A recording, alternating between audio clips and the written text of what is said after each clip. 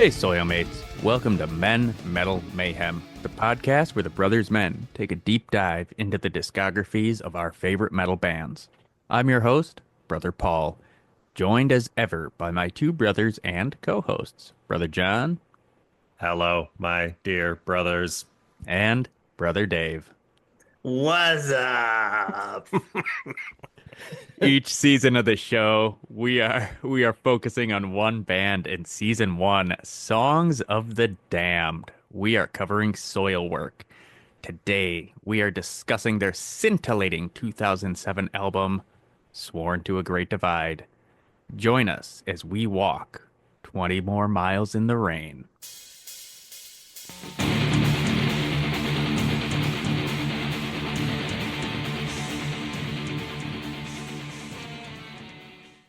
All right, so this album was released October 23, 2007. Brother John, why don't you give us a snapshot of the top 40 and for that week and tell us what you were up to in late 2007? With pleasure, brother Paul. Well, I think we can all remember this number one top 40 hit, Crank That, Soldier Boy. What a classic.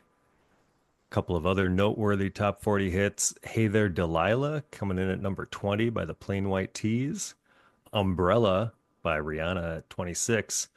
And I just have to give special mention. I don't know. I feel like, Paul, you're a fan of T-Pain. Am I right about that? I'm not. Oh, Yeah, I don't know why I thought he's fine. that. Well, he had no fewer than five appearances on the top 40 that week. My Coming in God. at number 10, Good Life, Kanye West featuring T-Pain. I think he was featured mainly. Well, we'll see exactly. Number 13, Cyclone by Baby Bash featuring T-Pain. Number 17, Shawty by Please featuring T-Pain. Please. Number 21, Bartender, T-Pain featuring Akon. And 35, Kiss Kiss, Chris Brown featuring T-Pain. And special honorable mention, number 49, the prior week had been number 38, Buy You a Drank, Shawty Snappin' by T-Pain featuring Young Jock. Okay, Buy You So a Drank is actually a good one, so. I don't remember any of those songs, but I'd probably recognize them. I feel like, T-Pain was all over the radio back in those days, obviously. Um, what was I doing that year? Interesting question. I was in my second year of law school, living in Madison, doing a lot of socializing, but even more drinking. That was maybe a heyday for me, being a real booze hound.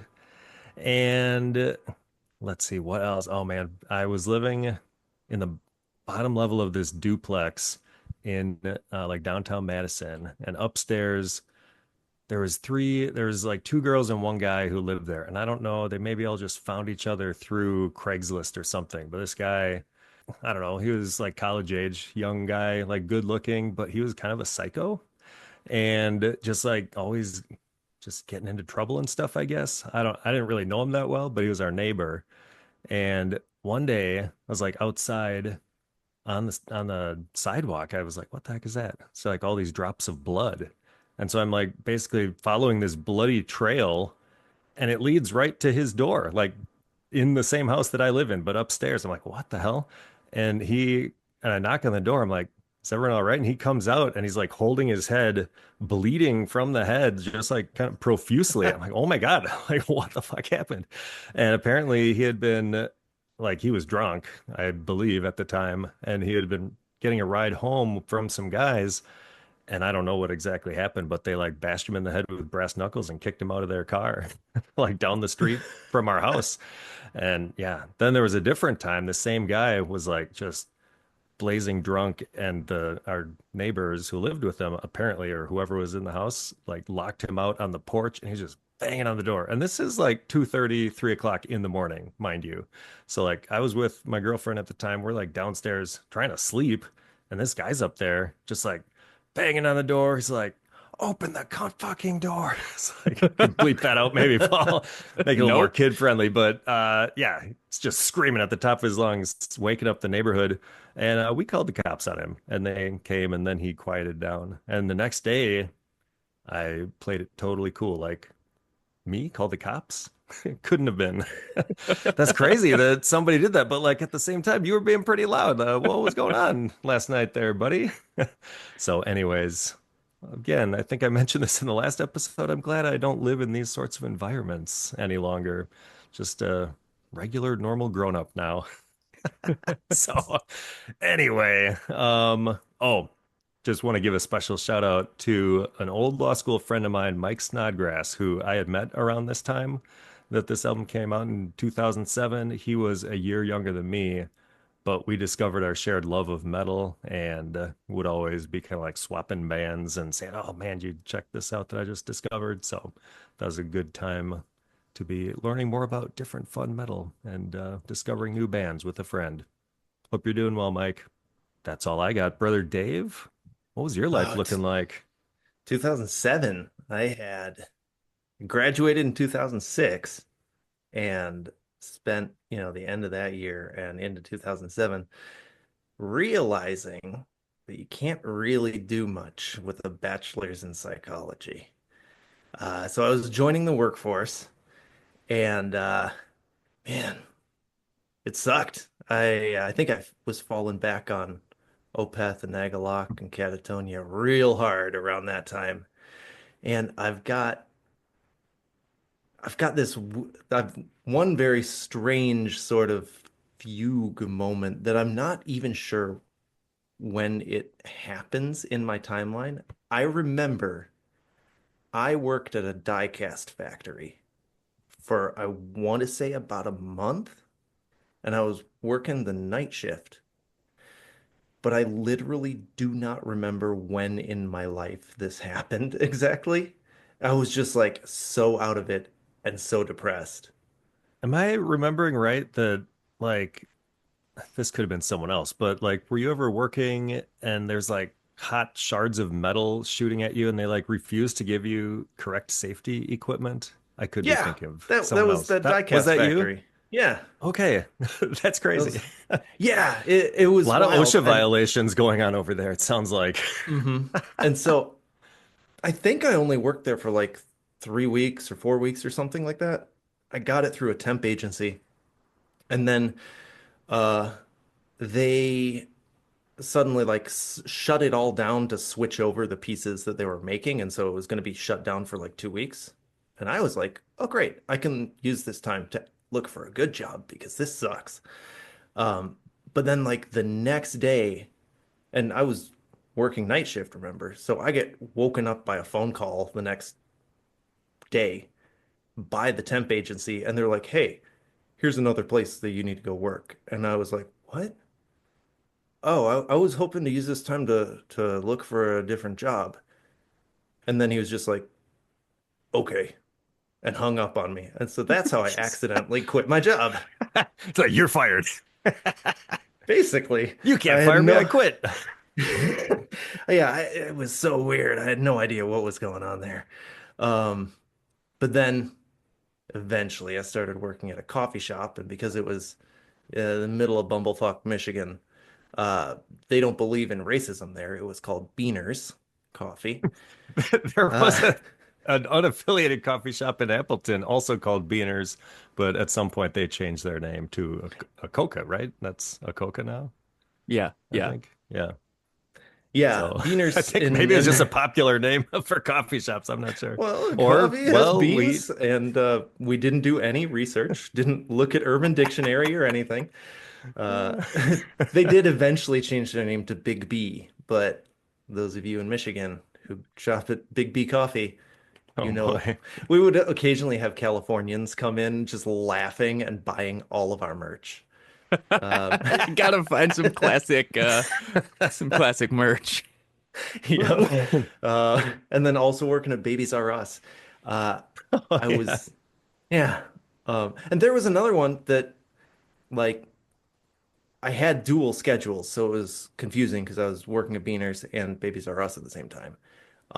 And so the scheduling got kind of confusing sometimes. And I guess one time I thought my schedule was something, they thought my schedule was something else. And so when I came in, like a day after my shift was supposed to be, they were all just like, wait, why are you here? you don't work here anymore. I was like, you didn't even fucking call me or anything. Like, what is They're like, going on here? you can't quit. Uh, You're fired. uh, You were fired yesterday when you didn't show up, you asshole. yeah. So I did get that job back until I eventually quit to be a Oh, shift they lead at Phoenix. rehired you on the They spot. they They're did. like, They were oh, like, oh, we we got to need talk to some. corporate. We have a vacancy. We need someone. We just lost this guy. Let's see. You can reapply for his role. Yep. No communication or anything. It was so weird how, yeah. So working sucked. Oh Um, man, let me tell you this though. One time, when would this have been? Well, whatever. It was back like in college, some summer. Mancino's, the pizza place. My friend Chris and Dennis had worked there for a long time, I think, and she had given me a T-shirt of theirs that, just a Mancino's branded shirt. I would wear that all the time. But then I applied for a job at Mancino's to work there for a summer, and I wore the Mancino's shirt to the interview. Power move. Hell yeah. They hired me. So, it worked. But I think the nice. interviewer was just confused. They're like, wait, what's going on? Why why do you have that shirt on? I forget exactly what they said. Uh, But I got the that's- job. That's the important part. So, anyways, so aside from employment, I was also living in the Burton house at that point, I think, with brother Paul, right? Well, I lived You there lived up, for just the summer it was just the summer. So between, this, yeah, the summer of 2007. I lived there. right. So this is when did this album come out? Was it was this right October before? October. 2007. Yeah. Okay, so this had happened. Still reeling Is from that summer with Paul. Yeah, well, in that summer with Paul, one, we played a ton of Twilight Imperium because Oh, all of hell us in yeah. that house were nerds. And so Oh my we had God. like a weekly game of that huge game.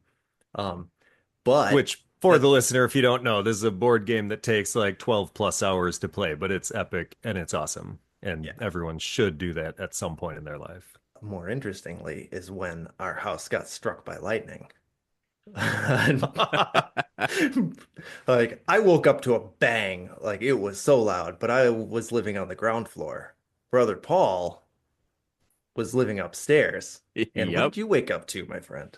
Oh my God. So I think we'd been board gaming all night. And then I had my computer was in kind of like it was on the second story in what we called the breakfast nook. It was, kind of like a enclosed porch that overlooked.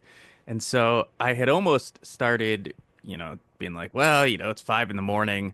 Let's just stay up and just do some gaming. But I went to bed, and 45 minutes later, I wake up to flames and plaster showering my face, and the room is just rocking. And I had just gone to bed, and I'm incoherent. So I'm just screaming, and I'm looking around, and there's just flames and like the walls exploding out. And I'm screaming, run out of my room, and there's another guy that lived up there also. He's trying to pull on pants and see what's going on. And I look out to where I would have been gaming, and a lightning bolt had hit the tree that was right outside and gone into the like electrical system there and like fried my computer. And then it traveled along the walls. And so the electrical, wiring, the currents going through it, and it was like exploding out through my wall. And I'm just there screaming at the top of my lungs, fucked, fucked, the breakfast nook is fucked.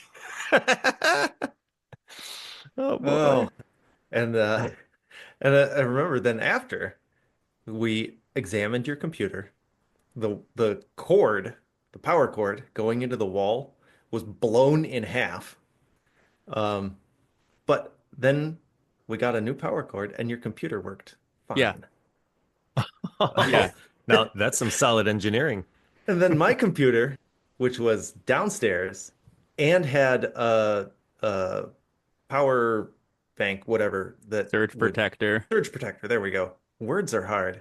Um, on a surge protector was fried. Like it didn't make any goddamn sense, and I lost my computer when Pulse was Oh. fine with the God damn His it. is the one that actually got hit by the lightning. Yeah, Yeah. What the like fuck? it looked like it literally went from the tree into the outlet that his computer was plugged It's into. exactly what Like the happened. outlet was just scorch marks. Oh, Yeah, like it that's is crazy. the fire department came and they like hacked apart the house and they were like, this is the most damage we have ever seen without there being a fire. Yeah. That's crazy. So I mean, it was nice that the house didn't burn down, but yeah, so that happened, and that was the Whew. catalyst for me getting laser eye surgery, which is one of the best decisions I've ever made. Um, so that was 2007 for me, Brother Paul. Well, we'll Wait a drop in minute. our Whoa, whoa. sponsorship here as well for whatever So, laser eye surgeries in your area. Use promo so code MEN. how how was that what's the correlation to the laser eye surgery? Uh, is that after all of the shenanigans that happened, it was like 12 or 1 in the afternoon, something like that. And we went into the living room just kind of as a group. We're all exhausted, and I looked down and my glasses fell off of my face. And You're like, they, never again. no, it must have hit like a little stone or something, just like a tiny little stone that was on the ground, and it took a divot out Oh, of my lens. And I was like, fuck this. If this had happened at a serious time, like when the house the was being struck by yeah, lightning. like when the house was being struck by lightning or if the house was burning down, like I could have been in serious trouble because my eyesight was very bad. I think all of us have Oh awful yeah. eyesight. Well, And I was I like, also got laser eye surgery and yeah, great decision, but I had horrible vision. There's like yeah, a half-inch range that I could see clearly, like 4 or 5 inches in front of my face. That was it. Everything else blurry. Oof. yeah. And so yeah, that was like the final straw. I was like, fuck this. I'm in a bad mood. I'm gonna get these eyes fixed. Okay, well, where I was at in 2007. So in that October, it would have been my sophomore year at Calvin College, and I was living at the apartments that were on campus, not the dorms. But I remember you lived right down the road when my freshman year, so I would Hmm. walk down to you because I was. Boy, at that point, I was really into post metal and funeral doom and like Agalloch. And I was like, oh, yeah, probably. We were talking about this on the texter. I was like, oh, I was probably very depressed, like looking at what I was listening to. Um, Well, and can I just interject here briefly? Did you guys get Last FM around the same time as me? Because December 2006, I was looking as the first time I was tracking my like plays of music on Last FM. And Paul, you recently reminded us that this exists. So I was looking back and yeah, Catatonia was my number one band that year. I think I was also pretty severely depressed and yeah, drinking all the time too, and just well, listening to Viva Emptiness and what was their other one at that time? Oh, great The cold. Great Cold Yeah. Distance. Yeah, both of those got a ton of plays. 805 plays that year, 2007. Woof. So yeah, I remember I would walk down to your apartment, which was, like a half mile away, and would drink rum cokes with you. Side of my burgeoning alcoholism, just burying the Yep. pain deep. Um, I was an enabler. yeah, but it was fine. And then it wasn't, and now it is. But so that spring though, April 1st, 2007, you and I, brother Dave, we went and saw Dark Tranquillity and The Haunted at the intersection in Grand Rapids. Hmm. Um, and this is the concert where, so I was living in, the dorms and you were driving me, and halfway there I said, Dave, can you turn around? And you're like, what, did you forget your ticket? And I was like, yeah, I forgot my ticket. You just did not let me forget that. You're like, I thought you were more responsible than this. I when I picked you up, I didn't ask you because I thought that you would know, and you just gave me a bunch of shit. Um, and Uh, but I remember it being a pretty fucking sweet concert. yeah, I Because remember being real good too. I yeah, mean, Peter Dolving being a weirdo. I remember he had some very odd between song banter. Yes, I think I know exactly which story you're talking about that he told. Yeah. Still remembered after all these years. Man's nothing if not memorable. Um, but then, so this is not in 2007, but in 2008. Um, so I just want to say, kind of post-stabbing the drama, soil work and kind of mellow death in general, like fell off for me. Like I wasn't keeping up with the new stuff they were putting out. But in 2008, I was in Hungary, doing a semester there that fall, and so I was seeing all sorts of metal bands, and I saw Soilwork was going to be there. So I was like, oh, hell yeah, I'll go see Soilwork. And they played at this really cool club called the A38, it's a decommissioned river barge. So it's on the river. It's like this old boat. There's like a top deck where I saw, a couple of bands. And then, so they played kind of in the bigger hall, and I was in the front row. So they were touring for this album, with Zimmer's Hole, which is the guys from Strapping Young Lad. And it was amazing. It's one of the best shows I've ever seen. I remember they played a lot of stuff off of Stabbing the Drama and the choruses. I think that's why that album I rated it so high, even though there's a lot of flaws on it for me. But the chorus is just slapping live. It's amazing. And continuing my awkward concert experiences, this is a time when, so it's a tiny club in Hungary, not really, there's not a ton of security. And like people were getting up and just like stage diving the entire show, particularly this one dude who was like 6'6" and just like built like a fucking truck. Um, and just like the most drunk Hungarian man you'd ever see. And he gets up and just starts rocketing, full sprint to stage dive into the crowd. And he's coming straight for me. And I could feel the crowd just kind of like part behind me and to the side. And I was like, oh, I'm in the line of fire. Like I'm going down. Like this is it. I'm gonna get hit in the face. I miraculously was able to make it out of there, and he clipped my shoulder and sent me spinning. I was able to run back to the stage, and because I had like my camera there and all my stuff, but I got my spot back. But it was so good. That's awesome. I want to see the bullet time footage of you like going backwards Neo style and like avoiding this giant man Yeah, shooting at you off the yeah. stage. So I mean that's kind of all for me, but let's get into the year in metal. But before we actually do that, I wanted to give a quick update on our good friends, the Lord in Vain, the industrial project that has the original Soilwork keyboardist Ludwig Schwarz and Speedstrid on vocals. Their Spotify listener count was up to 53 last I checked. I think up It from was at 42. 30. I thought it was like 38 when you first brought them to our attention. That's like a pretty Yes. big jump. So we haven't dropped these episodes yet. They haven't gotten the Yeah. patented Men Metal Mayhem bump. But they're The growing. triple They're M bump, baby. growing by double digits. But more importantly, shout out to whoever runs their Instagram account.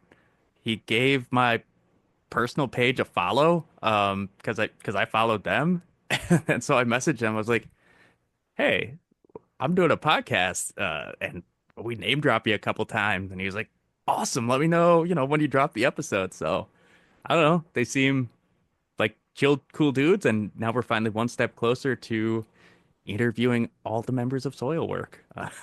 So, Exactly. Master plan coming into effect. but I feel at this point, I'll only do the interview if every single member, past and present, is in the room. I want it All to at the be same like time a talking over each other. It's a yeah, town hall event. town hall event. Just yeah. Um, but okay, so year in metal. It's a quieter year from our mainstays.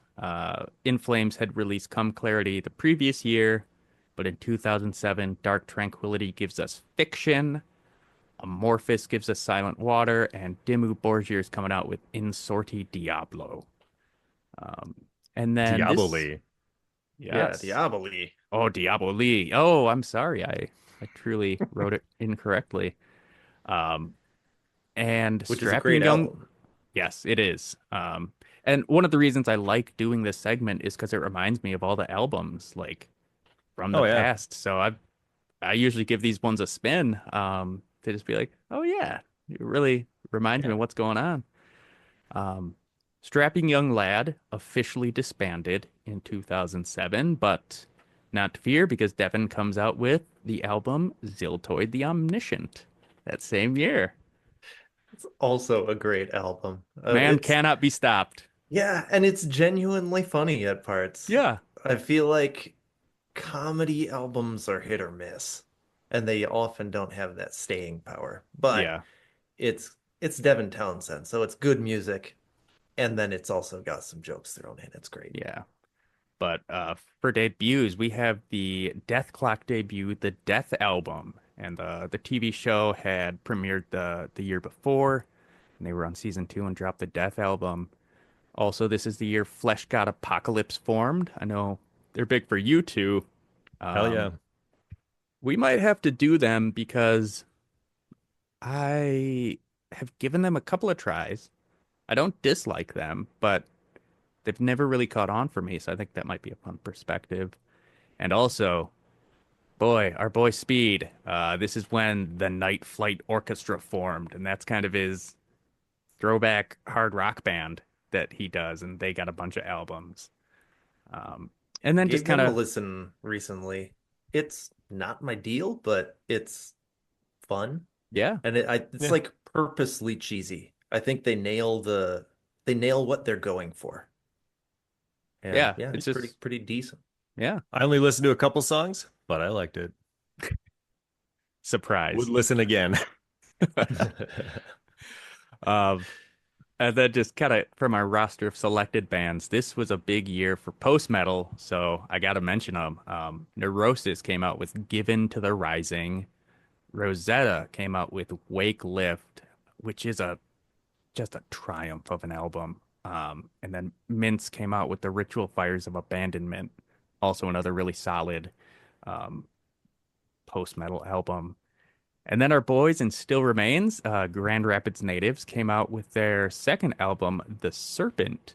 And this was the album that featured kind of two of my buddies from high school on bass and keyboards. So Yeah. worlds Shout out colliding. Ben and Steve. Yeah. And also, I am fairly certain if it weren't for me, I don't know if they would have met each other because I'm pretty sure I helped coordinate setting up a show with Still Remains and Vindicated that both those guys were in Appleton. And so I kind of introduced them initially, and they obviously stayed in touch and liked each other. I didn't like try to hook them up in the band together, but I think I had a little piece in the, finger in the pie, so to speak. You missed your calling as a promoter. Ah, should Um, have been.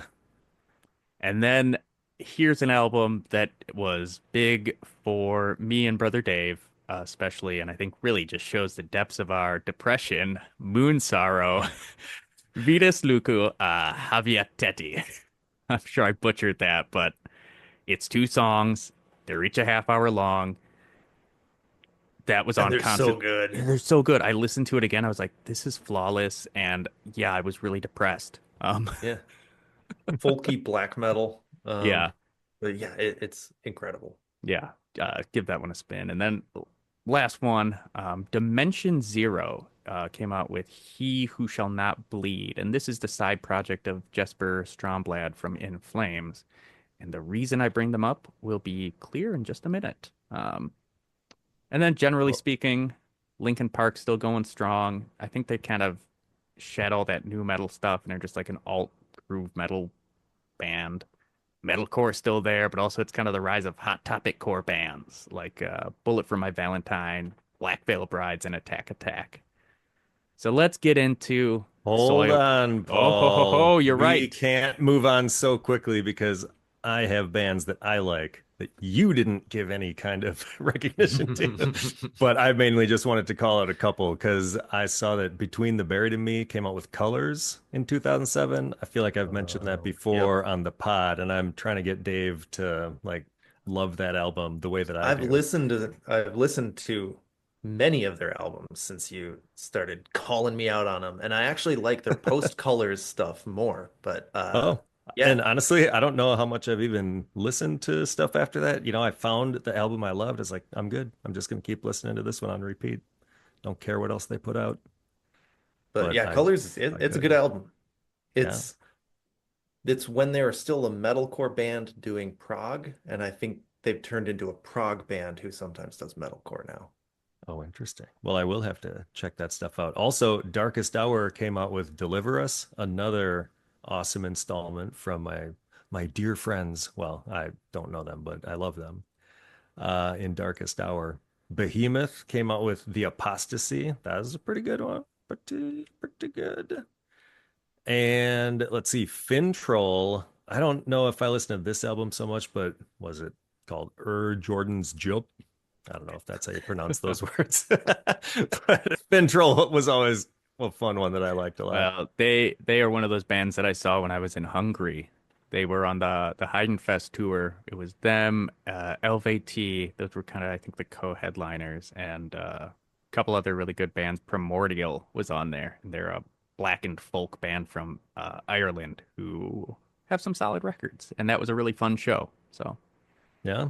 Well, speaking of folk metal, Turisas came out with The Varangian Way in 2007. Oh, That one I love. It has the cover of Rasputin, that old disco song on it. And I mean that song, that's a bop. played it at my wedding. Hell well, yeah. I was just at a wedding like 2, 3 weeks ago, and they played it there, the original one though. Yeah, I did karaoke of the original one at some point when I was living in Madison. And then last, I wanted to give a special mention, Paul, because I've been trying to get you to like these guys. Mors Principium Est came out with Liberation equals Termination, and I like that one quite a bit too. Okay, perfect. So now I've said my piece. You may Yes, I'm continue. sorry I cut you off. I should not have done that. I'm just excited to get into the personnel because now we're really get into it. The most shocking of lineup changes has happened. Peter Witchers, lead guitarist who has been with the band since the beginning and who wrote most of the last album, he's out. And not just the last album. I think he's been their primary writer, except for the one where Sven Karlsson was big, which I think was figure Yeah, Figure number figure number five. number five. five. Other than that, Yeah. Peter Witchers is the man when it comes to writing their songs. Yes. I think on one of the earliest ones, him and Ola did a lot together. I'd have to look Mhm. up which one that is. But yes, he's been kind of the driving force of their sound, and he is out. And Daniel and Antonsen from Dimension Zero, who we just mentioned, he is in. And he had apparently toured with them a couple of times, and he was buddies with Olaf Renning, probably, in the same shuffleboard league or something, and he gets the job. And The production, Canasta League. yeah. Oh, production wise, I mean, Frederick Nordstrom, he's a distant memory. But they call in their old friends who've been waiting in the wings. They call in Darkane and Peter Wildur, his producer, and Klaus Eidberg, who's going to master this. A couple of the guys from Darkane, and they help Olaf Renning man the boards. Devin shows up to produce Speed's vocal tracks. And I just want to shout out the distinctive cover artwork was created by Seth Zero Anton, the singer bassist of Septic Flesh. He's also a graphic Hmm. designer who does a lot of stuff for metal bands. Um, so with Peter Witcher's out, there's a power vacuum for writing, and it will be a cold day in hell if Olaf Renning isn't making his move on this one. He gets 5 solo music credits, and then he does a song each with Speed Strid, who is now writing music, and Daniel Antonsen. So, I mean, Speed's smelling blood in the water, and he's like, "Well, let me get in on these music credits." And he's forced to team up with Antonsen for 3 of the tracks, and then poor Sven Karlsson, one song is consolation. Yeah, Wait, we're gonna which one did he gonna do? Oh, boy, he did Sick Heart River, the penultimate. Okay. So, So, uh, just shout out to Bjorn Speed Strid here. I was reading some random interview when I was researching something else on him. He's apparently a multi-instrumentalist, uh, and actually started off with like guitars and drums, I think it was. But then he was just the most confident in doing vocals, and so he became the vocalist. I mean, that's And how it ends up with a lot of bands is they'll have a lot of good musicians, but it's like, well, who wants to sing? And then it's, well, you got a decent voice and you're willing to do it, so that's what you do. So I'm curious if he does instruments in any of his, 30 other bands. Or if he's always just being shoved into the vocalist role. it does look like I haven't deep dived on it, but it does seem like he's always kind of stuck being the vocalist from what I've seen.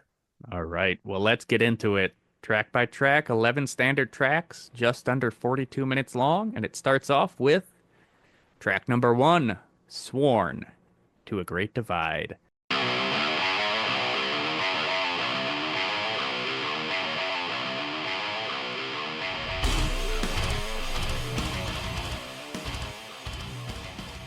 Brother Dave.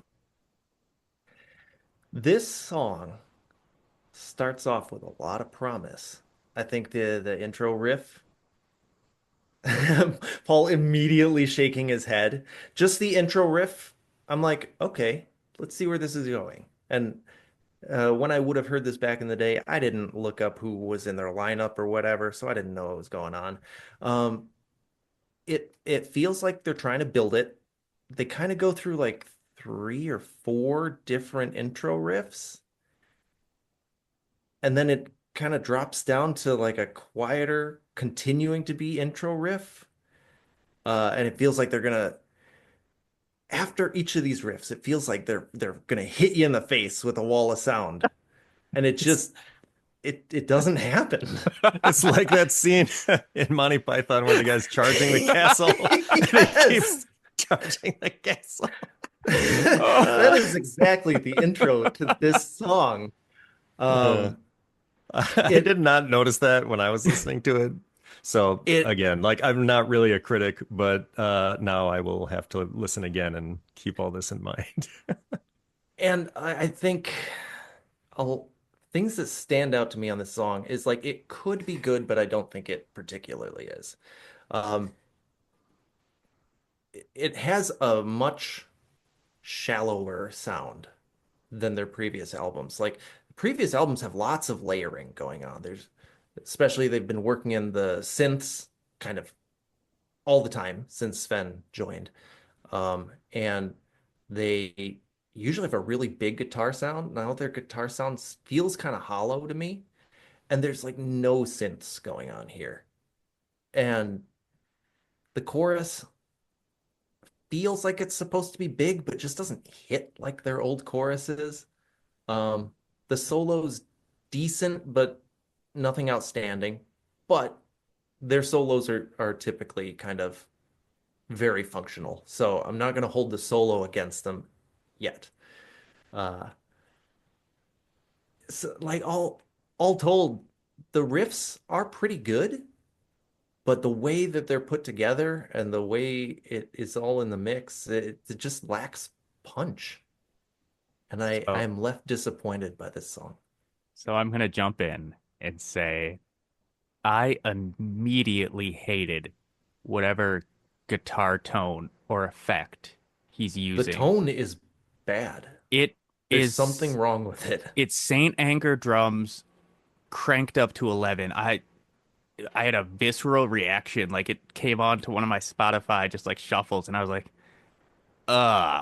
it, it's a kitchen sink of ideas, and it's chaotic in a derogatory way. That's, I mean, the the goofy singing on the chorus. The goofy sing.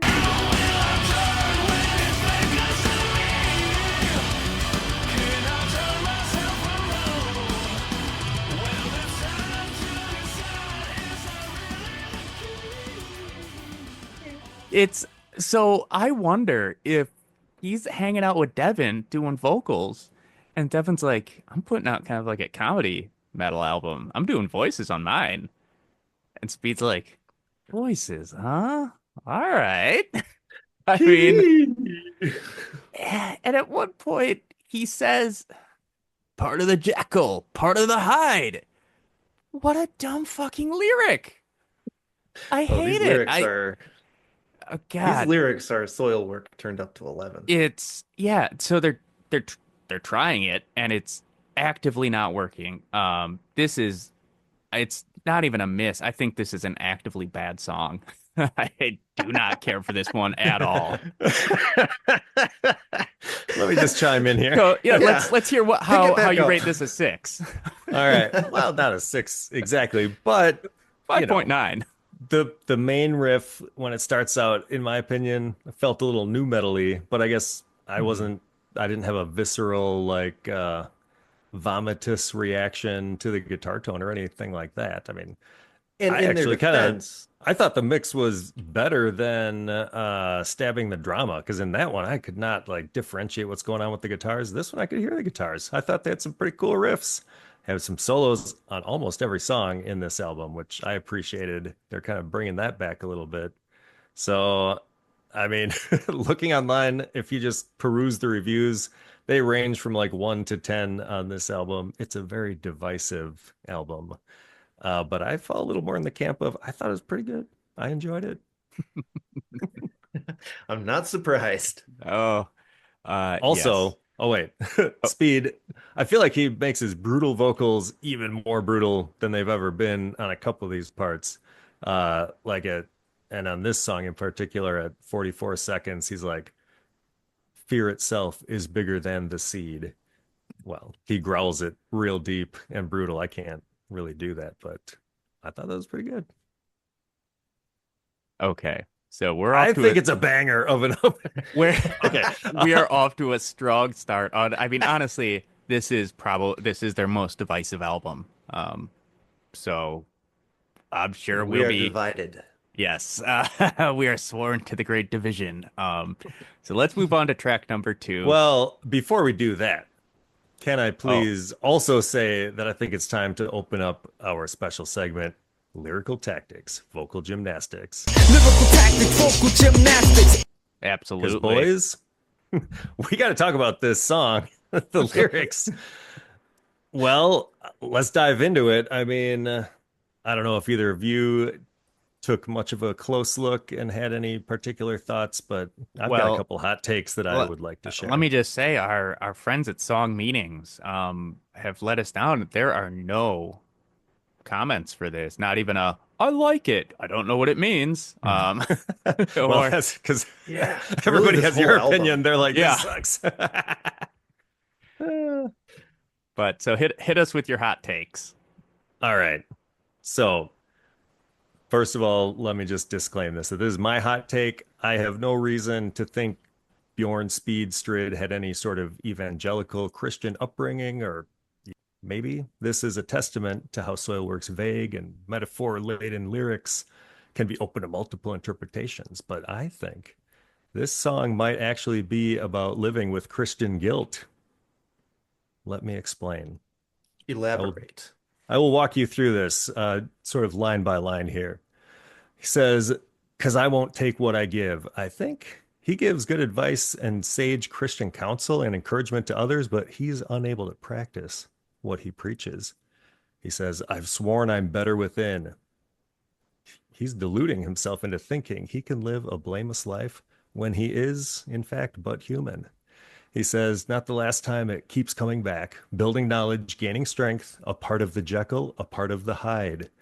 Here, he is struggling with the duality of knowing what he should do, but then he's unable to do it. The dark parts of him come out even though he swears he's better within. And I honestly think the Christian guilt is likely related to cranking his hog, which is a real no-no for evangelicals steeped in purity culture. So this is, Jekyll and Hyde. Hyde's coming out from time to time, mind you. He says, fear itself is bigger than the seed. Well, the seed could have multiple interpretations here, with potentially being about cranking it. But I think it's really the fear of his own dark side is actually worse than the dark side itself. And that's what he's grappling with. He's like, am I bad? He's not really that bad, but he's been made to feel guilty for having a human nature. Classic evangelicalism, demonizing things that are totally normal, but he's struggling with it, as probably anyone who grew up in that sort of culture has struggled in their life to just come to terms with what's going on. He goes on, it bears resemblance to the mouths that I feed.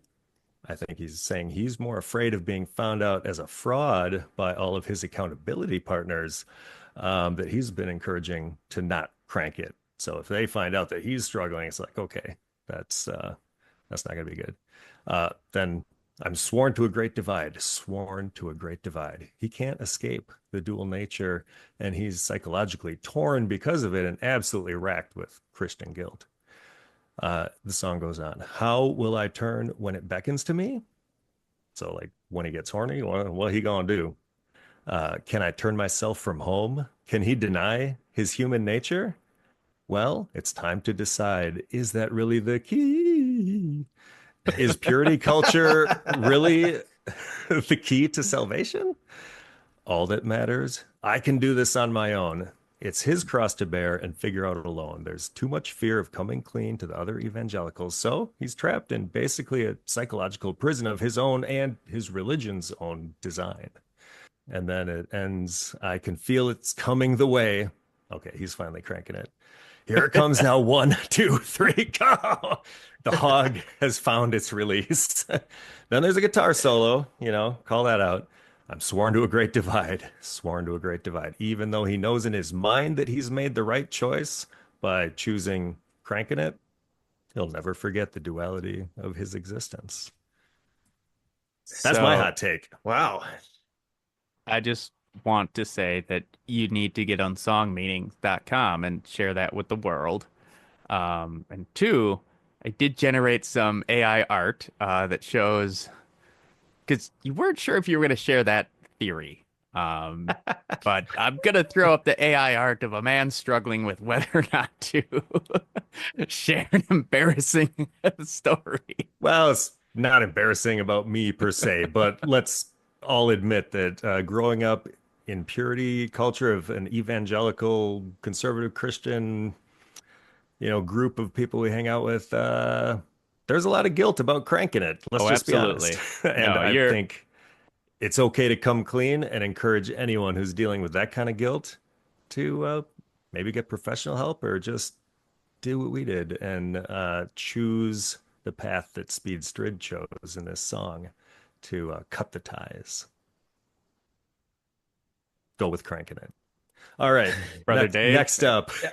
You Any have, more hot takes? I mean, you made a compelling argument here, going line by line. I did not go line by line through this, but I think there's some similarities to what we came to. Pun intended. Uh,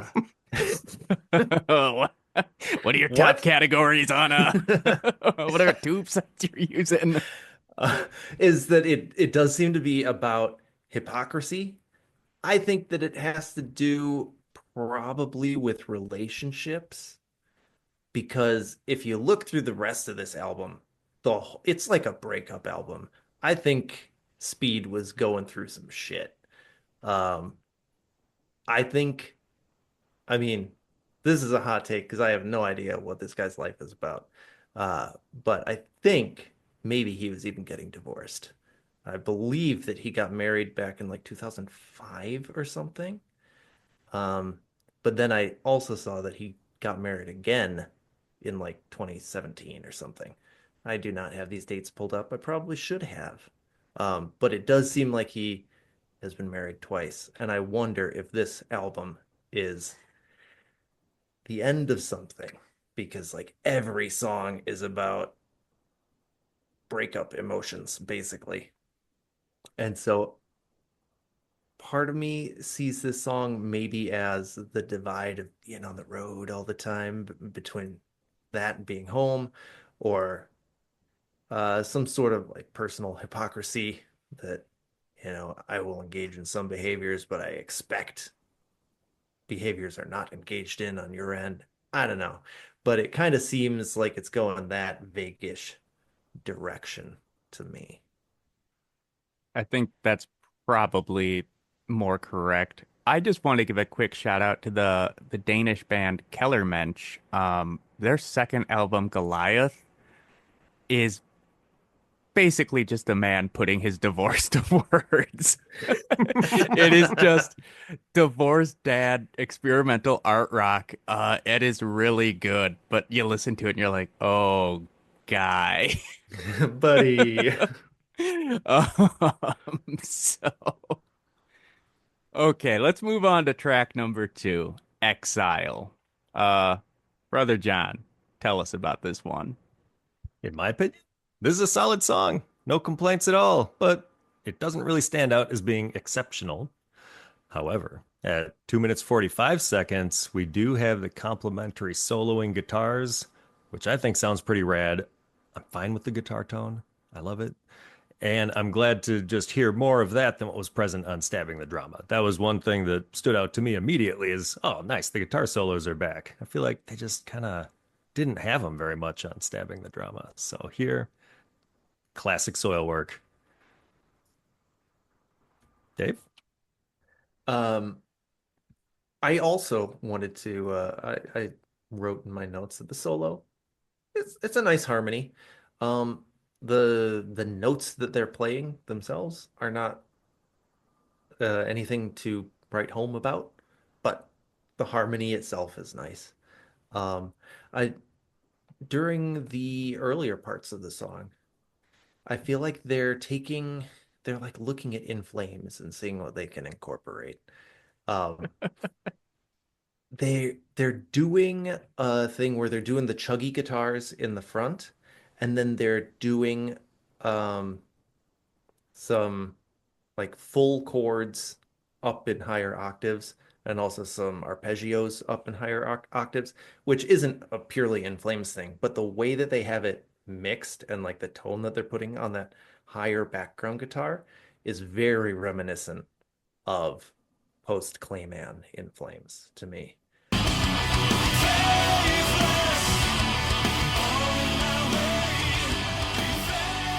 Um, and the synths are back to being sneaky. I At this point I'm wondering what happened to Sven Karlsson. He was so present They got so before. much guff from figure number 5 and people not liking it. They're like, okay, you get back and turn that down, turn that down. Because he's been so present on the last three albums that were all Was real he so good. much on Stabbing the Drama? I I think feel so. like it wasn't so I in feel your like, face on that one. I mean, maybe not so in your face, but they're almost non-existent here. We're back to like Chain Heart Machine levels. It's weird. Hmm. Um, and like this song, it's a snoozer to me. It's just kind of boring throughout. It's kind of mid-paced. Nothing really stands out, and I'm starting to worry about this album at this point. Yeah, I mean, to me, it feels repetitive. I think the transition from the verse to the chorus is clunky. Like they don't quite work together, and how they get from the verse to the chorus doesn't really work. Yeah, solo's fine. However, this was, I think, the lead single from this album, so it does have a music video. So it's time for our segment, Video Killed the Melodeath Star.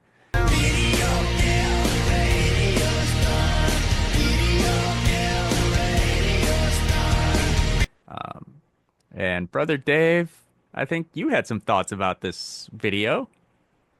This video is very silly. That's one way of putting Like it.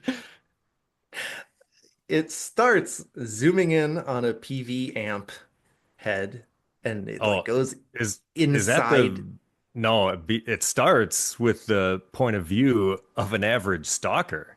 But the stalker is a guitar amp. And then when the lady victim in the park sees it, she starts salivating almost. And then she goes over and she steals the amp. But like inside the amp, like you're saying, is a little version of the band because there's that footage of there's footage of the band playing like on a darkened stage. They're dressed all in black, and Speed's bald head is glistening. But He's first, he's got his but at wife first, beater on also. oh yeah, but the camera like zooms in so close to the amp, and then it like goes into the amp, and then that's where the band is, and it's like, okay, is this a tiny band inside of this amp, or what? So that was weird. Then for whatever reason, she's found this amp in a forest because that's where amps are. Uh, she starts picking it up, and we see Bjorn and Co. inside, kind of like falling to the side a little bit as she's jostling the amp. Um, as she starts making off with this amp head, but then she's apparently also going back for the cabinet that goes with it. So she's making multiple trips here, carrying these things out of the forest and into like a field, and it looks like she is trying to roll the Well, cabinet. like she kind of stops in the parking lot and she like pulls this amp up to a parking lot. She's like hanging out for a little bit. And then it was kind of funny. The lyrics at this one part are tasteless on my way. And right at that part, the lady in the park, who's like now in the parking lot, I think she like put some food in her mouth and she's chewing it, but she looks kind of disappointed, probably because the food was tasteless or something. It like synced up. It's a dark side of the moon situation. Yeah, so she's taking this amp somewhere, but not to her car, even though she was in a parking lot.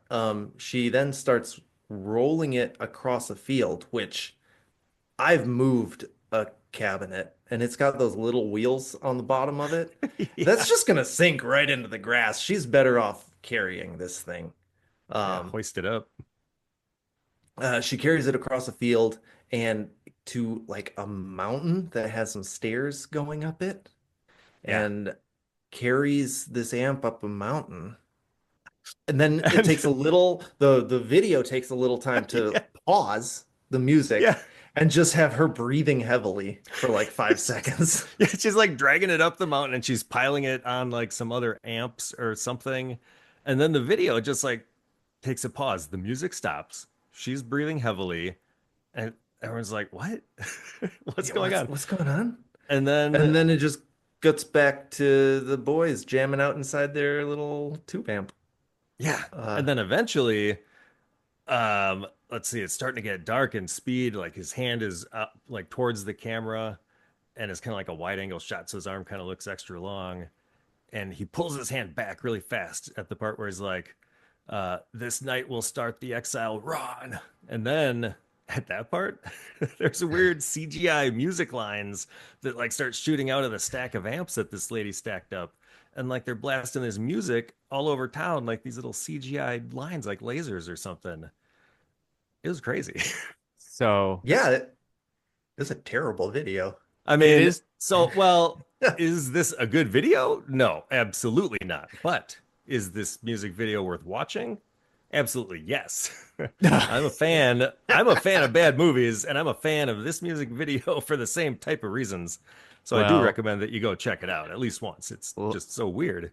let me break it down as to what the concept behind this video is, as stated by Bjorn Speedstrid. The director, Daniel Lawson, contacted us, and he had a tricky concept for the video. His idea was that the whole band would be locked inside these speakers and amps, and this girl's walking her dog, and she finds the speakers and amps in the bushes. She gets addicted to the music that comes out, and she wants to present it to the world, but we're working against her, tumbling around in the speakers. It's actually quite cool. Oh, so they were causing her to have trouble carrying it, not her jostling them like I had suggested. Yeah, Interesting. This is a twist. yeah, Well, it is cool. okay. Oh, And it also continues.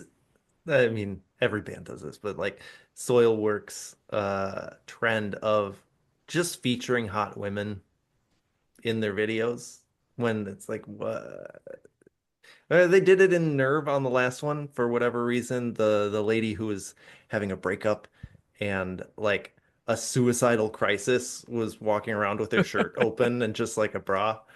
Um, kind of throw some fan service in there. Why not? And Uh, I think it'll continue to come up on well, future albums. shout out to that, the band We're gonna have to. Agothadamian for their music video for Serpent's Embrace. It's them. I think they're just surrounded by like it's sort of shot like a rap video, I think. And it's just like girls in gold bikinis and stuff, and they're dancing around. Yeah, Oh, I think it's these kind of things that make yeah. metal very welcoming to women and Yep. not at all contributing to the sausage Uh, festival that it is as a no. genre. All right. So let's move on to track number three, Breeding Thorns. And I think that this song has the building blocks of a good Soilwork song, but it just doesn't get there. I don't love the solo, but when it ends and it goes to silence and then comes back at the 3:10 mark with the "Won't you tell me that it's raw?" Yeah, it's pretty good. I mean, that's classic Soilwork. They I thought they you were gonna say, I don't love the solo, but when it ends, that part's pretty good. Yeah. and I think this is the one the chorus has been kind of stuck in my head, I've listened to this album like 12 times and it's a spoiler alert, it's like the one thing I kind of remember off this album. So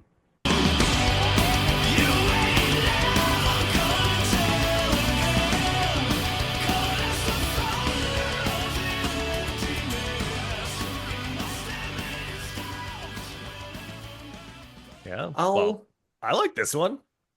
Dave, you go first. I'll I'm- try to I'm- I'll try to redeem each song after you guys shit all over. Yeah. Basically, it's basically what Paul said. The solo is long. It's like a 40-second solo or something like that.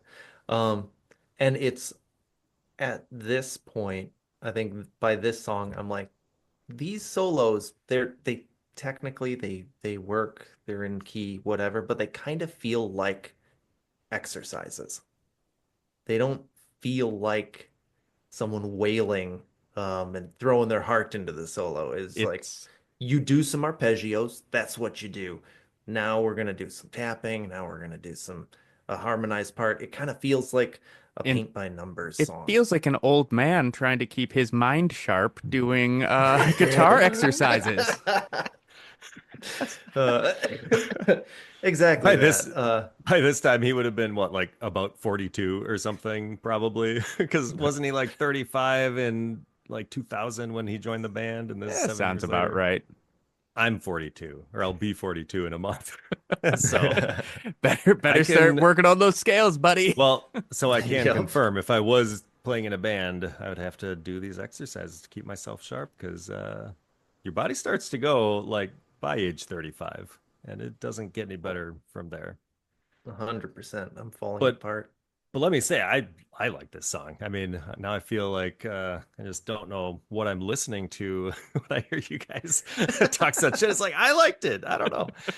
I thought the solos were good. I was happy to hear the solos. I could hear them. My old ears could hear the solos. I liked them. But also, Paul, I think you mentioned the huge stop they do, which is like at around 3 minutes, 10 seconds. But this is like a huge one, and it echoes out. And I just thought, it was extra big.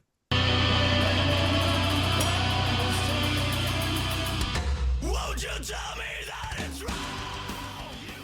Classic stop, and then Yeah, that come part back in on slaps. something. I wish I that thought when I thought it it's- was another banger, to be honest. Like, I like this song. I wish that when it stopped right then, that then we had 5 seconds of a woman breathing heavily. Gotta listen That's to a very Exile for that. vampire laugh of you right there. Okay. Track number 4, Your Beloved Scapegoat. Oh, John, give us something good. Hey, I thought it's another cool main guitar riff. I expect you to wholeheartedly disagree, but I don't offhand. I can't remember how it goes, but I liked it. Oh, They well, also throw in some pinch harmonics, and there's a solid chorus. What you were about to say? okay, well, so you said I can't remember how it goes. Yeah, I mean, it musically it's not bad, but it's not good. You don't really remember it, and it drags. And God, again, with the ridiculous vocal stylings on Those were the times when you cracked it all up. Those were the times when you cracked it all up. You're sorry for the moment without wings to lift you up. What is that? That's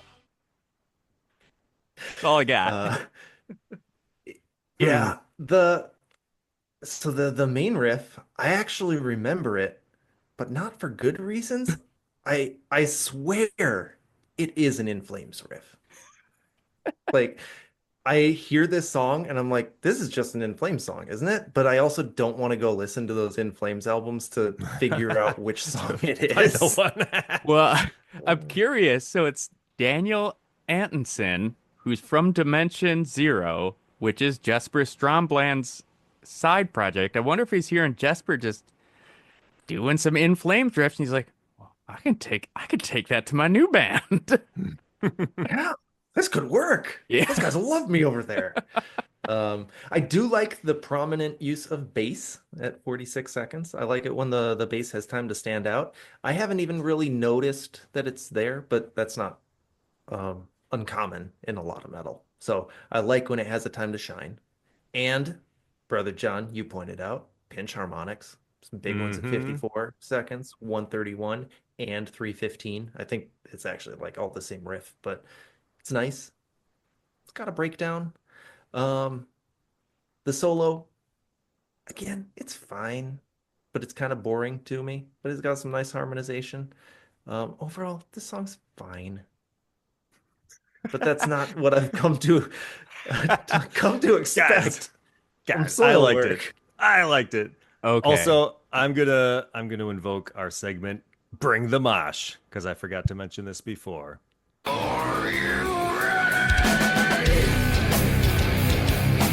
But at 211, they slow it down with some real powerful chugs, and they have these shouted slash growled vocals. Then there's a short breakdown, and then they have a. I thought the solo was cool, like at the 240 mark. Then they come back with a fucking cool solo, Dave. It wasn't boring or whatever you said. It was awesome. So fuck you guys.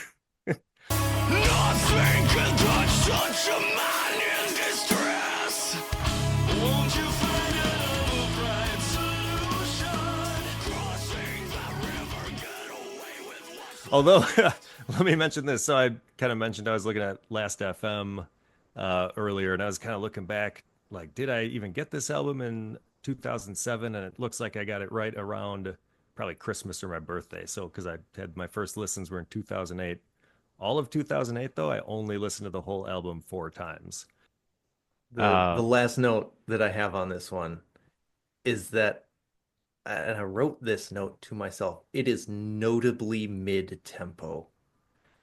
Oh Like yeah, this whole album, like the especially whole compared to album. Stabbing the Drama, which was like very up tempo, like Yeah, all the BPMs on that one. But this one, yeah, they definitely slow it down. But I kind of like their mid tempo grooves. I like them. they gotta up the well, grooves if they're gonna stay mid-tempo.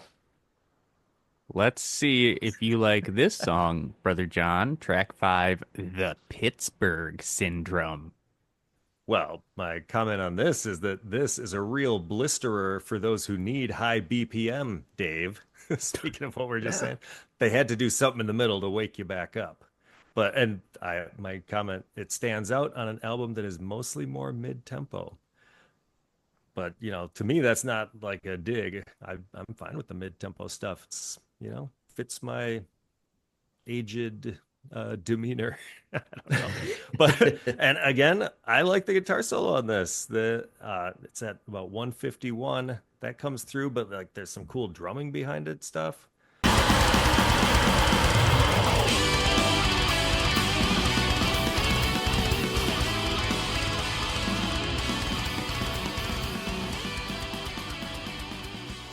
Like I don't know. I'm saying these songs so far 5 out of 5 on guitar solos that I liked.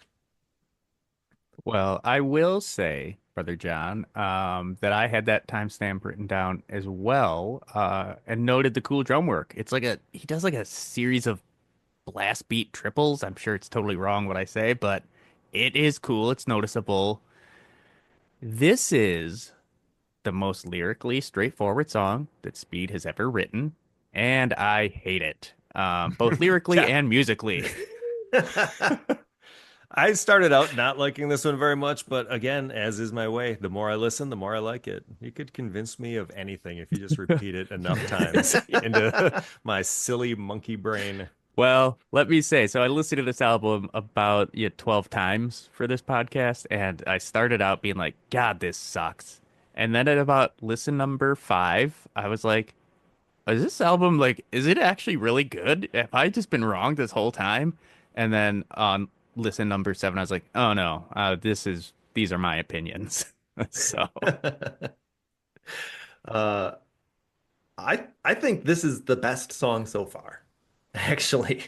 Um, it finally gets some speed. The intro riff slaps. The verse kind of lame, kind of weak, but the chorus is okay. And I like the "fuck all the details, get on with the show" line. It's not a deep song.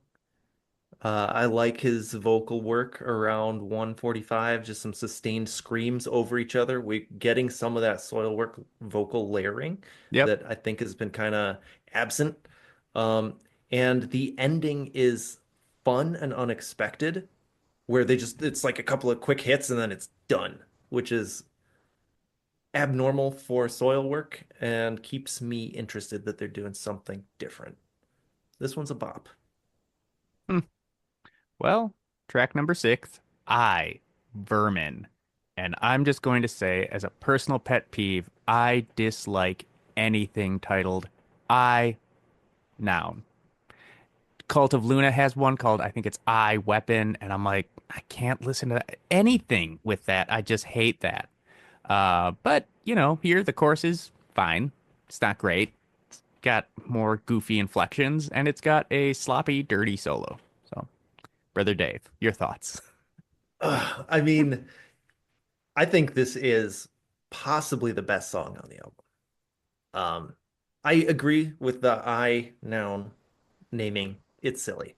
Uh, but it starts off mid-paced, but they throw a little tricky at you in that the drums were going at halftime at the beginning, and then it picks up. Um, and this is the first catchy chorus on this album, I think. The "my eyes call for definition" part is I wish he actually sang it like that. That was um Down low lurks the opposite.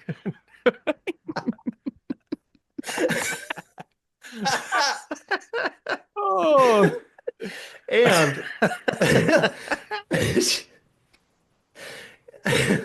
and at 2:15, um well, actually earlier than that, at 1:35, there's a kind of a breakdown-esque part going into the second verse. So they do a variation on the verse riff, which makes it a little stankier and really gets me headbanging. And then at 2:15, they do another variation on the verse riff, make it even stankier,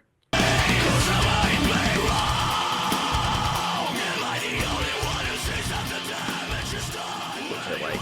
And then Throw a little mustard on it. yeah, throw some mustard on it. Paul, you're saying that they do an ugly solo. It's a stanky solo. I don't know what you're smoking over there. Yeah. I said Um, sloppy and dirty. I didn't say it was bad. Sometimes a nice sloppy, dirty solo is good. I don't know. It, uh, this was their best solo so far, I think, on here because it's standout. They get like some ugly harmonics in there, and it's just a nice change of pace. It feels like it has soul. I like this song. This is, spoiler alert, the only song on this album that I think slaps. okay. Well, I mean, I don't have much to add to that other than I like it a lot. It's a bop, maybe even a banger. Okay. Track number seven, Light Discovering Darkness. John, tell us about the time light discovered darkness. Well, it's all part of that great divide. But this song comes in hard with some cool guitar picking stuff. But then I'm a little iffy on the vocals over the super distorted bass line. That part didn't really captivate me. feel like it leans a little new metal in that part, and I don't know, just not big on that. I thought the chorus was solid with that cool guitar kind of continuing in the background and some atmospheric synths sort of filling the sound out. But this one, no solos. So that's points against, in my opinion. But, the stuff they are doing on guitar, I thought was kind of interesting, but, you know, not great, not terrible. So I can only imagine what you guys are about to say. Oh, This was the worst pile Well- of shit I have ever heard about. okay. Oh my God. Another patented fretting clunker. Oh boy. What are these lyrics? What is this? What Well, is doesn't he Speed singing? write all the lyrics? So you can blame him no, for like, that. and what is I the gotta background? support my old man, who is my same age when he wrote all this stuff. He was doing the best he could. What is the background noise that's going on at 2:40? What is this? What is this song? What is its point of view? What is happening here? Why is this allowed? It arguably their very worst song that they've ever put out up to this point. I'm not going to argue with you. I will say the verse as just vocals over bass is a nice change, even if it's not really grabbing me what they've specifically done with it. As a concept, I like it. Uh, and Concepts of a good song. yeah, concepts of a good song. And at 125, I do like when he hits those high notes. Can I push my luck? Ah, yo.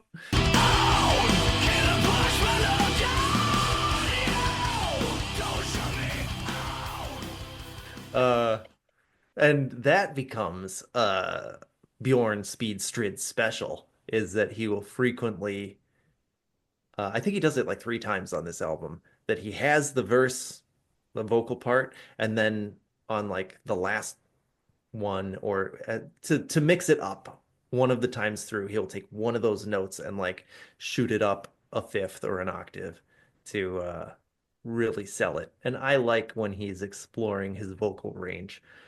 Um, both the verses and the choruses are long, and the chorus repeats so many times.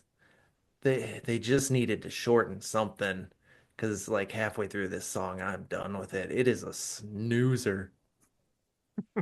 Well, and that snoozer brings us on to track 8 as the sleeper awakes. Brother Dave, tell us if you have awoken from the snooze fest that was the previous song.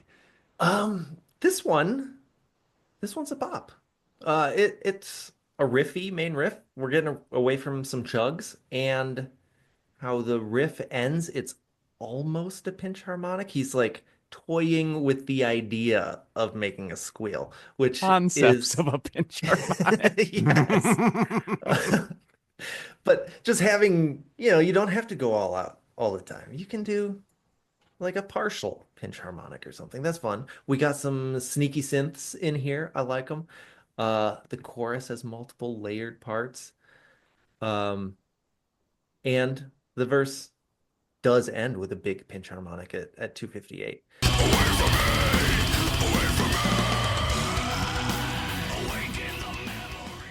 I like this song.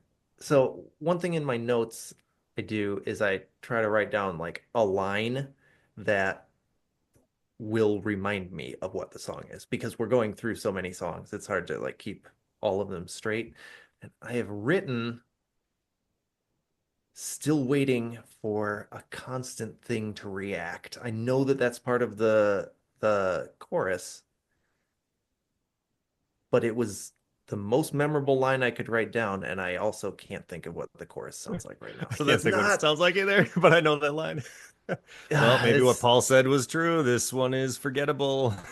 It doesn't stick with you the way some of this other stuff does. But if I could just say, I thought this one was a banger. Awesome. I say awesome, catchy chorus. Now, who the hell knows? Was it catchy? Did I catch it? Or did it catch me? I don't know. But it opens up, well, Dave, you said this, with a rager of a riff. The guitars on point, drums on point, vocals on point, bass probably on point. The bass is the foundation of the band, after all. I just cannot differentiate it in the mix, so who knows? Uh, but they even have a good solo at 340 to finish it off hot. What a great song.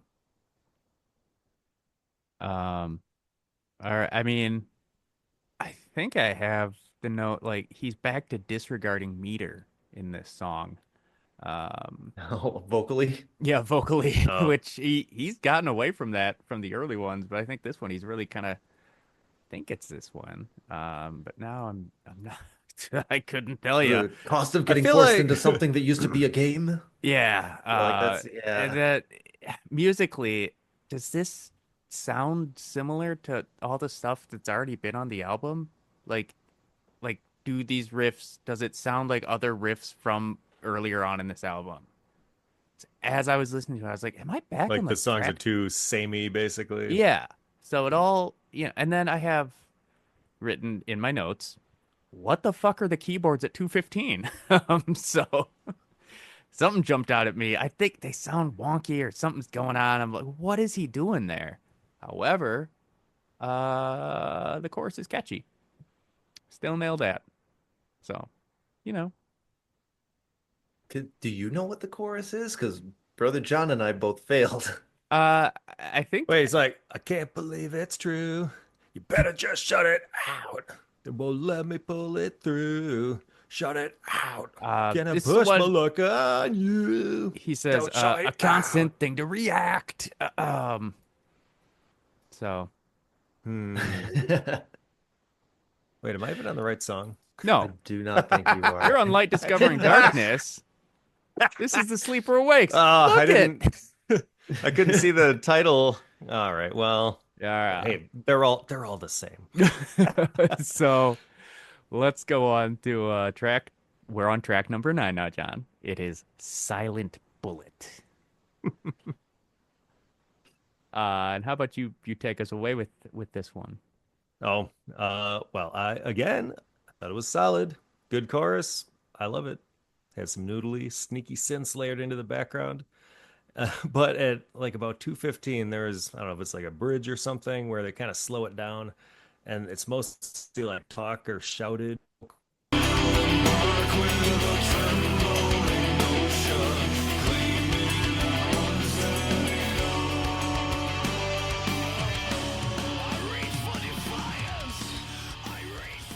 Most of the instruments, I think, kind of drop out, and that had kind of major metalcore vibes. Metalcore bands are always throwing in some like little guitar picking clean solo where there's like spoken word over it. This wasn't quite spoken word, but uh I don't know, it had those same kind of vibes to me. Other than that, not too memorable. Well, okay. I'll just say that I thought the spoken word at 220 is garbage, but the rest of the song is unmemorable, parentheses, positive. So that's all my notes on this one. Uh, I'm somewhere in between you guys, I think. I do have noted, I'm not sure that this really reflects this song because it really reflects all the previous songs. I have noted on multiple listens through this album, it was as this song began was when looked at the playlist and was wondering how many more songs are on this album, which is Mm, not a feeling you want to have. It was like it was when is this going to be over? This album felt like a chore to get through. And this Yes. is the point in it that I frequently was like, man, I'm going to take a break from this album and come back to it. But this song itself is better than a lot of the songs, I think. It's got a cool pick scrape into the verse, and the verse riff just slaps. It's sweet. It's riffy and cool. And I like the so when did my life have a meaning? When did I have a choice? It goes well with the music. It all kind of comes together at that part. Since when did my life have a meaning? Since when did I have a choice?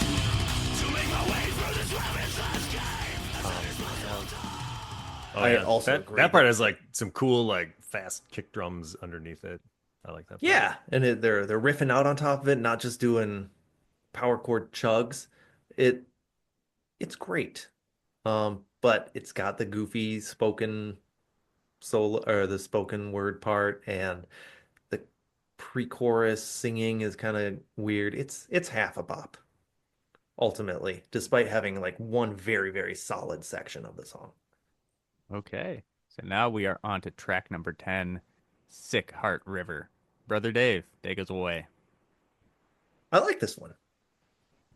Straight up like it. It's a bop. It is a relatively rare Soilwork song that is not in 4/4. It's in 6/8. Uh, and then maybe alternating 4 and 2, but whatever. It's in sixes for the most part, which is nice. And they do some nice alternating with the tempo between like 3 fast and 3 slow beats. So I like what they're doing kind of rhythmically with that. The chorus is, I have written, it's catchy melodically rather than lyrically. I think overall the lyrics on this album don't stand out, and they're not as catchy or singable as previous albums. But the won't you say that I'm sorry part is works musically very well.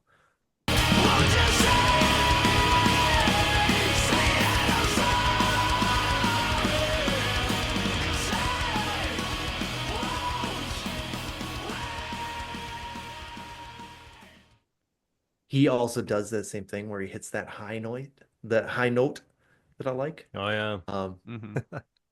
The only negative thing that I have to say about this is that it feels like the solo doesn't really fit. Yeah, I have that Yeah, exact this same this note. was the one that solo's kind of short, but I didn't love it, but it's there. So I appreciated that they tried. A gold star for trying. You're just excited to see somebody do something. You're like, hey, Uh, good job it's for like them. I can't play the guitar at all. I tried and didn't have it in me, but if somebody else can, I like to watch that. Well, You're like in Zoolander. Sting, music he's making, I don't really listen to it, but the fact that he's making it, I respect that. yeah. This Exactly. one for me, when he when he goes call on me darkness, it feels uninspired. It is something very hard to quantify. Yeah, a lot of music is subjective, but it feels like this song isn't quite doing enough, and it's lacking something. And then you, Zaz? yeah, well, it's lacking zazz, but it's a song that I think should work, but it's missing something that really makes it pop. And it doesn't help that the whole part at 240 just doesn't fit. Bridge into the chorus and another guitar tone change that I'm like, God, this sucks. It's it could I want it to be good, but it's not. Well, I feel like we are eating a dish that has cilantro in it, and I am fine with cilantro, but you're one of the people who has that weird allergy that makes it taste like soap or whatever, and you're like, this sucks. And I'm like, what are you talking about? This is good. There's just something about it that hits you in such a negative way. Because, on this Just song, a I was like, another great song with a soaring chorus and driving rhythm. I said in 3/4 time. Dave says it's 6/8. I don't know if it's the same. I don't know. it's But almost the the same, but it is song as different. a Is it song time, as a time, whole, and it's a half a bop. time? It's a bop. But well, Dave, what is the difference, if you can, within 5 to 10 seconds? In 3/4 time, you have 3 beats, essentially, right? That makes sense. 6/8 time has kind of like 2 sets of 3, so it's kind of like 2 beats with lesser beats after them. It's the rat tat tat. Oh, They didn't well, have any of that rat tat tat on this album, I don't think, because no. all the songs were pretty mid tempo, no It time. was in the Pittsburgh syndrome, but Oh, they did. Yes. Okay. uh, I would be interested in hearing a like a punk version of that song, honestly. I think it would work better as It like a is more of punk or crossover yeah. thrash type song. I would listen to that more than the original. So that brings us to the last standard track on the album, 20 More Miles. And John, I want to hear your thoughts on this one. Well, let me just say, I love this one. I'll die on this hill. I feel like it's a great, catchy chorus, great guitar riffage. At 2 minutes 18, there's a cool transition from the verse to the chorus that I thought sounded really good. And at 2:48, there's a synth solo that morphs into a really cool harmonized guitar solo.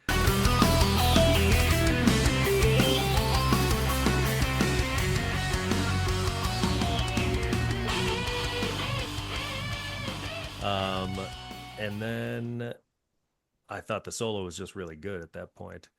Um, well, then at 3:55, they kind of do that slowdown where they kind of sustain it's like 20 more miles in the rain.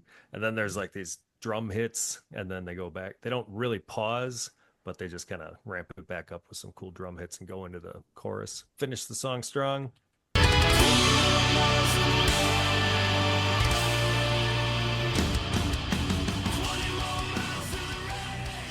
I thought it was great. It's a banger, in my opinion. Brother Dave, I'm curious on your Oh, thoughts. well, Brother John mentioned how this solo is pretty rad. I have it's fine, but It's largely it's the uneventful. cilantro of solos. I love it. Tastes like garbage to you. Um, the the verse and chorus riffs themselves are coolish. There's some sneaky synths in here. We got some nice squeals at 3:29, but it just is really repetitive, and it doesn't pull me in. It's kind of a snoozer to me that it's not doing it for me. And it as the closer of the album, that's even more sad. It is repetitive, which makes it memorable, but is it good? As a closer, I think it absolutely fails. It There's no punch to it. It doesn't have heart. It's not it, if this was somewhere else on the album, I think it would work better. But as the closer, it's just, well, that's it. This God, Words fail you.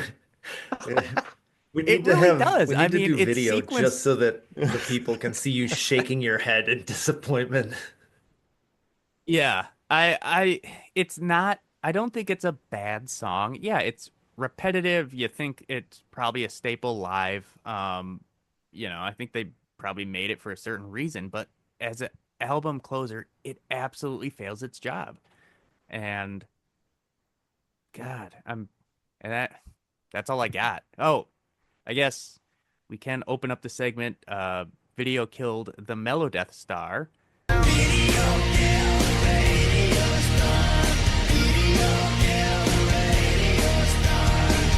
Because there is a music video for this one, and it is live shots from their European tour.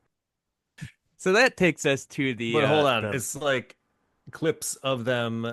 Like there's a lot of concert footage, but it's not like them playing this song. It's just like random shots of them on tour and playing live shows. Yeah. So yeah, the music video, it's a, it's like a Yeah, tour and promo, I interspersed with like mean, pre-show yeah. stuff.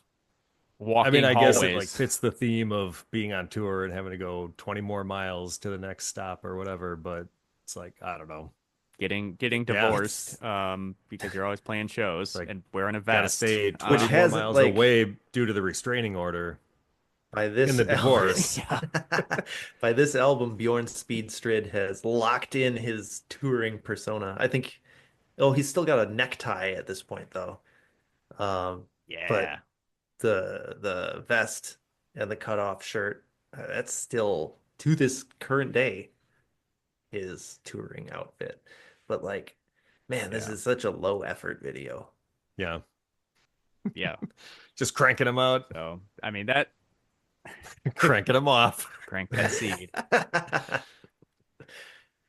So that takes us to the bonus tracks, and there's three of them, and let's hit these kind of quick because they're bonus tracks.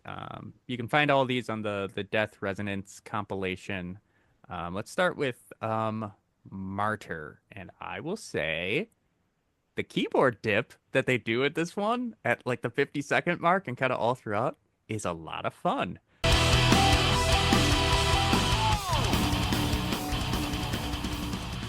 Don't be a martyr, it'll be all right. Yeah, like this this one one a lot. bops. I Yeah. like it. Yeah. Yeah, it's a fun, upbeat. He does say, "Take the angels Oh, away," again. which one of our song meanings friends had said. I think he really hates That is angels. true. Did they? I don't think they talk about riding on this one at all. No, I did a quick Google search and there's Yeah. no So ride. this Yeah. is So that's why we know it's a failure I of was an gonna- album. got away from First time they their haven't- first love. Probably didn't talk about steel at all either. They're way past that. No. In my my album closer notes, I was gonna say there's no mention of riding anything. Is this even Soilwork? Oh, Um, no. It's a departure. It's Darkane mixed with In Flames, mixed with some metalcore But guys, did you notice that the bonus track Martyr fades in and then fades out? they got it's a twofer. Comes Good. like a thief in the night and I think- departs the same way. I think a lot of their bonus tracks kind of fade out, I think, because they're kind of unfinished. Like they're not fully produced. That's kind of my Right. thought. I 'Cause- think I've noted that on And that's previous to be ones. expected with B-sides because they haven't given them the Yeah. time Yeah. for polish. But like this is possibly my favorite song on the album. This song is really Yeah, it's a good good. one. It's got the absolute best chorus on this album. Yep.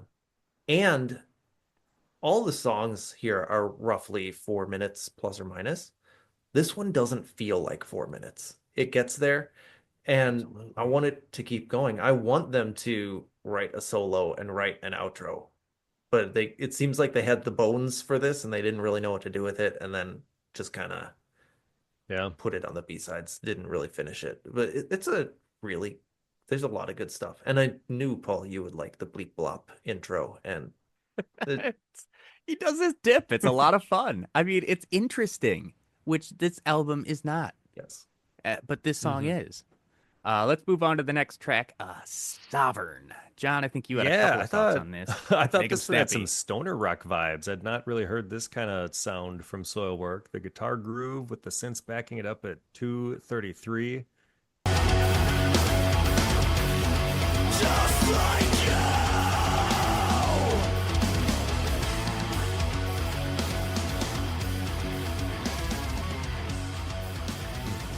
Into the stanky breakdown at 250. That is really the section that stood out to me. It's like, oh, is this a stoner rock song? What's going on? I don't listen to a lot of that genre really, but that's what I thought of immediately. And the breakdown kind of was reminiscent of some of the stuff that Every Time I Die does on albums like Hot Damn or Gutter Phenomenon, and kind of those same guitar grooves that they use there. I don't know. I thought of that album, Gutter Phenomenon, and I listened to it. I was like, that's pretty good.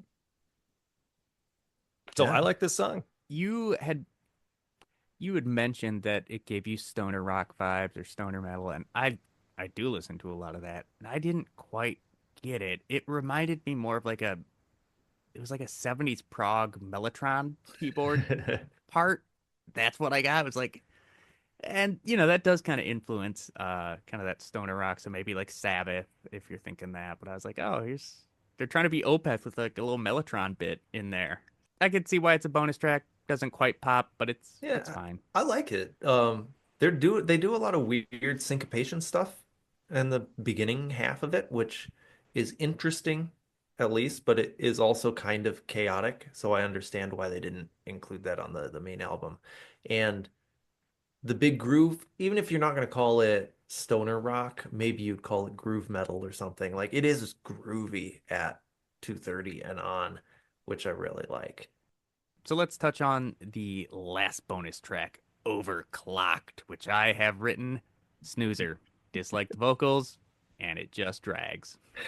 I have, for a song called Overclocked, I was thoroughly disappointed with how tame it was. I'm dying. John, Guys, I thought it went pretty hard with the chugs and the downtune groove. kind of like different from anything else they've put out, but like is kind of similar to in style, I thought, to Sovereign that we just talked about. It's kind of like here's Soilwork as a grungy stoner rock band.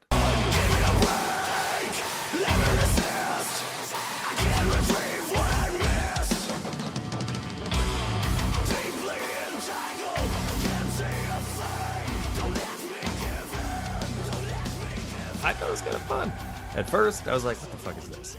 But after a couple listens, you kind of get used to, okay, this sounds a little different, but I don't know. I could vibe with that. It's a All right. new middle of the And road with that, ranking. I could vibe with that. and with that, it is time to turn to our resident ranking expert, Oh Brother boy. John. Well, thank you, Brother Paul. So, our final segment is Bop or Flop, where we decide does the album slap or is it crap? We have honed a patented 6 tier ranking system going from 6 all the way down to 1. We have the bops, a perfect 6, unassailable, this is metal incarnate, a 5, like to stand on that thing, an album we could easily listen to on repeat, a 4, or that's doable. It's a very solid album, worth listening to, and there's the flops. A 3, it lacks zazz. Nothing special, somewhat forgettable. A 2 is named that because it's a number 2. It's crap. So ignore it. And a 1 belongs in a garbage can. This album is a disappointment to its father and the listener. Well, Brother Paul, why don't you kick us off?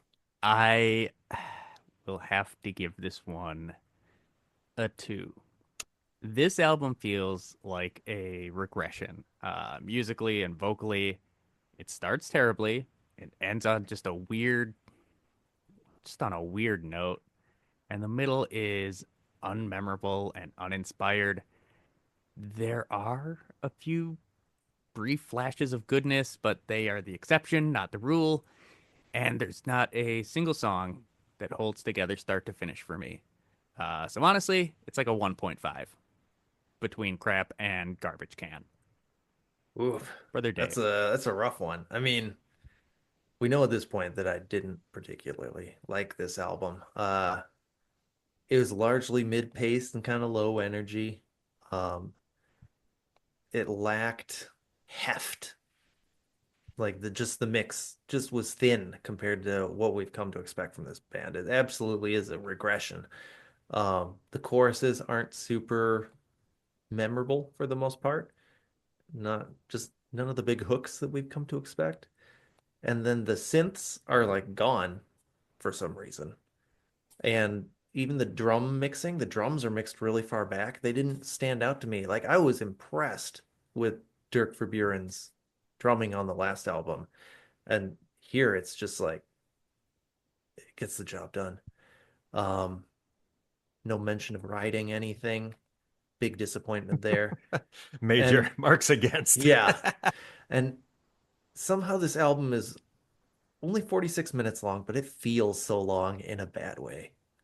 Uh, at the same time, I don't think that it is, I don't think it's crap. Like, there's a lot good here. It just needed, I think it needed different production and different mixing.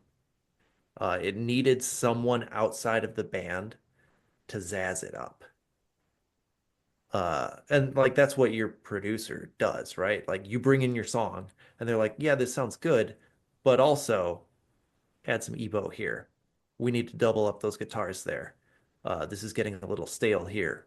Zazz it up. And I think maybe that just wasn't happening because they were self-producing with their friends. They didn't it I think they didn't have an outside perspective and it shows. Uh, so this one to me lacks zazz. Brother John. Well. My final thoughts. Well, like I think I mentioned this before, if you look online, the reviews are pretty divisive, and some people claim it's great, some people claim it's solid, some people say it belongs in a garbage can. I find myself definitely in the I think it's solid camp. Possibly would even say it's great. I mean, again, it's like the cilantro thing. It tastes great to me, it tastes weird to you guys, but the guitars I liked way more than on Stabbing the Drama. I thought the mix on this one was better. Maybe it's just my old ears could differentiate what's going on, but they brought the solos back, which I thought were lacking on Stabbing the Drama. Drumming, I thought was solid throughout. I didn't have an issue with, how that came through the mix. Vocals, I thought on point. I really don't have anything bad to say about it. It's more mid-tempo than some of, or most of, pretty much all their prior albums. But, that depends on what you're looking for. I like a good mid-tempo song here and there, especially when you got those great solos in there. So, in my opinion, that's doable. I would give it a solid 4, maybe even a 4.5. I think it's worth checking out for sure. Well, soil mates, that's all for this episode. Stay tuned for the next episode where we will discuss Soilwork's triumphant 2010 album, The Panic Broadcast.